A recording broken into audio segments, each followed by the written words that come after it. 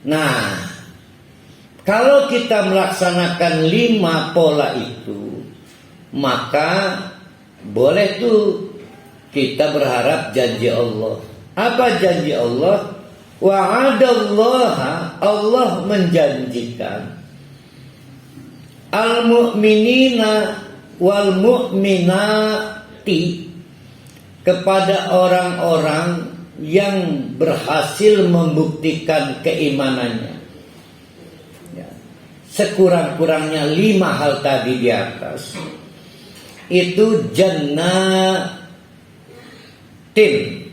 surga, tajri min tahtihal anhar, yang di bawahnya mengalir sungai, khalidina fiha, jangan khawatir para hali. Kadang-kadang kalau kita lagi senang, timbul was-was, khawatir kesenangannya tidak lama. Begitu juga para hali. Kalau sudah masuk surga jangan khawatir tidak akan lama. Digaransi oleh Allah khalidina fiha, bakal selawasi para hali, tenang. Ya. Kalau kita di dunia ini kan was-was terus, ya bakal selawasi, ya senang ya. Ya, karena istri kita sendiri aja menyenangkannya paling berapa lama waktunya itu, ya kan? Tapi di surga selamanya. Wa masakina thayyibatan fi jannati adnin. Wa masakina, apa kemarin masakin? Yang suka miskin udah keluar. Tempat-tempat tinggal yang berkualitas. Artinya sebagus apapun kediaman kita di dunia, enggak tahu juga yang berkualitas di surga. Kalau nggak percaya, gancang mati, ya, manjing surga. Sudah begitu, kalau nggak tergiur aneh, ditambah bonus waridwanum minallah, itu akbar. Allah senang layani kita, dan kesenangan Allah itu lebih besar benar. Makanya kalau Pak Rohali sering ngomong, coba sih kalau berjuang itu karena mencari keridhaan Allah, itu terjemahannya apa? Nah, bikin Allah senang, kan? Bikin Allah senang. Ternyata kan saya saja enggak gitu. Saya ini melakukan banyak amalan, sulit cari senangnya Allah itu. Ya, lebih banyak supaya tetangga senang. Sebab tetangga saya itu senang kalau saya lihat saya sholat daripada lihat preman. Alhamdulillah, di tetangga nih rajin-rajin sholatnya. Dan itu menurut sana. Tapi bayangkan keluarga kita, Kang Duhur, untung amat ya pindah perumahannya. Aduh, preman-preman.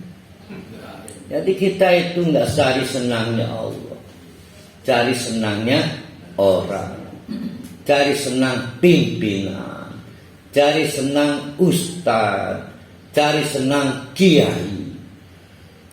Nyebutnya tabaruk kan, ngalap berkah. Nah, itu yang dimaksud dengan waridwanum minallah akbar. Coba konstruksikan, bikin Allah senang, itu yang paling utama kita kerjakan. Dzalika huwal fauzul adim. Nah, ini udah sering kita bahas nih. Itulah kemenangan yang agung. Nah, tidak disebut al-fauz kecuali surga di akhirat kelak. Nah, ini yang kita buat pengantar tadi. Jadi memang di periode-periode awal Madinah, Karena memang transisi pembentukan masyarakat baru di Madinah, batasan-batasan antara orang-orang beriman dan munafik itu tipis. Mereka kadang satu muamalah, satu rangkaian kerjaan, sehingga Nabi tidak keras kepada orang-orang munafik itu. Tahun ketiga, tahun keempat, tahun kelima, tahun ketujuh, tahun kedelapan. Nah, ayat ini, ayat 73 seolah menegur pendekatan yang harus diperbaiki, tidak menyatakan keliru yang sebelumnya ya. Bahwa untuk kali ini, ya Nabi, hei Nabi Muhammad, jangan soft lagi, yang keras menghadapi orang munafik. Ini udah keterlaluan ini orang munafik ini. Dia hampir merugikan dalam peristiwa perang Tabuk. Maka kata Allah, jahidil kuffar, kerja keras menghadapi orang kafir. Jangan dibikin santai, karena mereka serius ingin menghancurkan kita. Jangan dibikin gak serius. Ya, harus ada programnya, pusdiklatnya. Ini mah dikit-dikit, jangan seudon lah. Jangan. Kita ini NKRI. Ya. Sebangsa. Kita ini sebangsa. Ini mah di saat itu ya, di peristiwa perang Tabuk, jahidil kuffar. Tidak cukup itu, wal munafikina, dan menghadapi orang-orang munafik dengan mujahadah, kerja keras. Ya. Kalau memang bisa kita tidak berdagang dengan mereka, maka pilihan terbaik itu. Tapi kalau kepepet, ya udah berdagang dengan mereka, bermalah dengan mereka. Karena nggak mungkin kita bisa seutuhnya tidak bisa bekerja sama mereka. Ada saja satu dua harus bekerja sama dengan mereka. Dan waghlud alaihim, tunjukkan ketegasan kita.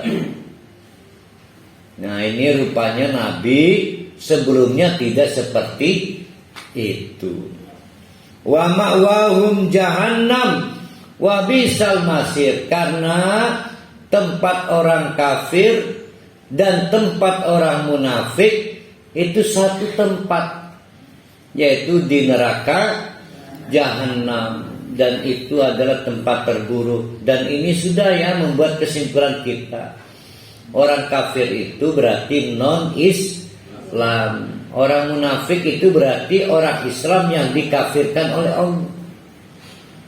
Sama aja kan ya, sama akhirnya di neraka Jahannam khalidina fiha. Sekarang diberi tambahan oleh Allah supaya kita lebih detail mengenali siapa orang munafik.